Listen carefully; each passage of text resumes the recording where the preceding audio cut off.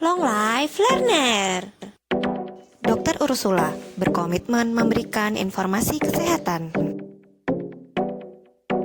Teman-teman, everybody, jangan lupa subscribe dulu ya.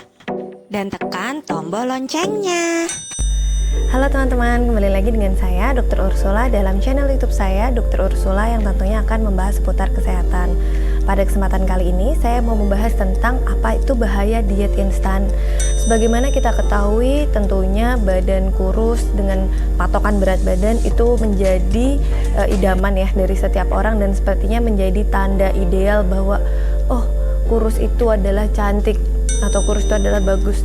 Ya, sebenarnya kalau dari segi kedokteran bukan kurus atau berat badan yang dikejar, tapi indeks massa tubuh dan juga massa ototnya, bukan massa lemak. Nah, kalau kita diet instan, maka kita itu bersiap untuk membuat tubuh kita metabolismenya melambat. Metabolisme itu adalah sistem kerja tubuh untuk membakar lemak, untuk mengubah gula yang kita punya menjadi energi, untuk kita beraktivitas.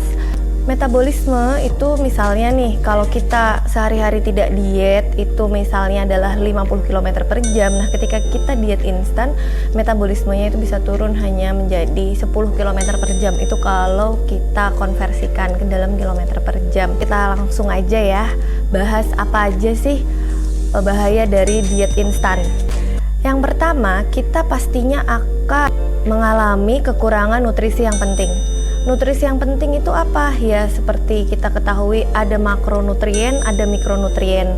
Makronutrien itu ya seperti karbohidrat, protein, dan lemak. Jadi zat makro yang dibutuhkan tubuh. Sedangkan mikronutrien itu ya ada mineral dan vitamin. Vitamin kalau misalnya kita kekurangan, itu kan ya banyak ya efeknya. Misalnya aja nih rambutnya rontok, mukanya tampak loyo, mudah sakit juga.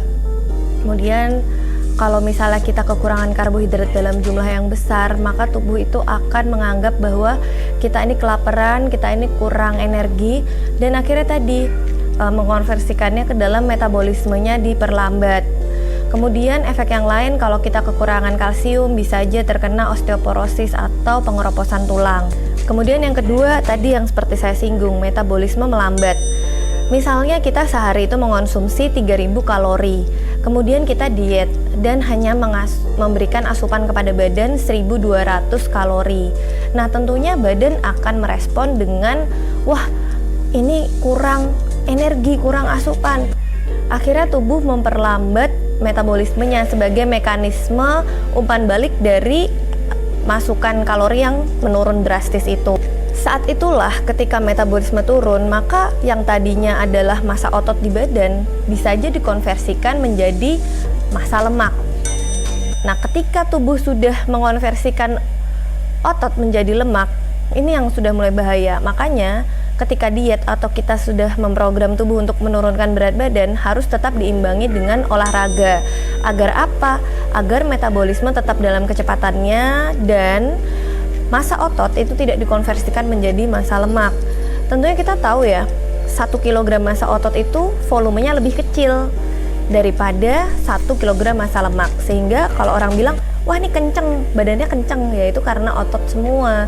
Lemaknya itu hampir ya presentasinya lebih rendah daripada orang yang berat badannya sama tapi giur-giur gitu ya badannya. Yang ketiga, efek dari diet ekstrim adalah kehilangan massa otot. Sebagaimana kita ketahui, ketika kita berdiet ekstrim, maka tadi yang saya jelaskan, metabolisme lambat, kemudian tubuh itu bergantung pada lemak.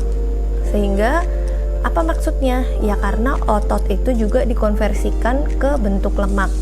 Akibat tidak dilatih juga, karena memang diet yang baik itu tidak hanya menurunkan porsi makan atau menghitung kalori yang masuk, tapi juga melatih badan agar bisa beradaptasi dengan berat badan yang baru, dengan bentuk badan yang baru, dengan asupan makan yang lebih sedikit begitu. Kalau orang diet dengan ekstrim, dengan cepat, dengan instan, itu biasanya berat badannya juga turunnya drastis. Tapi jangan senang dulu, karena biasanya yang hilang itu bukan massa lemak yang kita harapkan, tapi adalah tadi masa ototnya dikonversikan dulu menjadi lemak. Kemudian yang paling bahaya adalah masa cairan. Nah, ketika manusia kekurangan cairan dalam jumlah yang cukup banyak di badan dan waktunya singkat, maka kita bisa sebut itu adalah dehidrasi. Nah, ketika kita diet instan dan dehidrasi tentunya akan menampakkan bentuk wajah, kemudian bentuk face yang loyo, lesu, kulitnya kering, kemudian tidak segar gitu ya, nggak sehat. Selain itu juga berdampak pada psikis seperti mudah marah, kemudian tampak rasanya tuh capek terus. Nah, ini yang bahaya dan tidak sehat. Selanjutnya adalah menyebabkan batu empedu. Loh, kok bisa?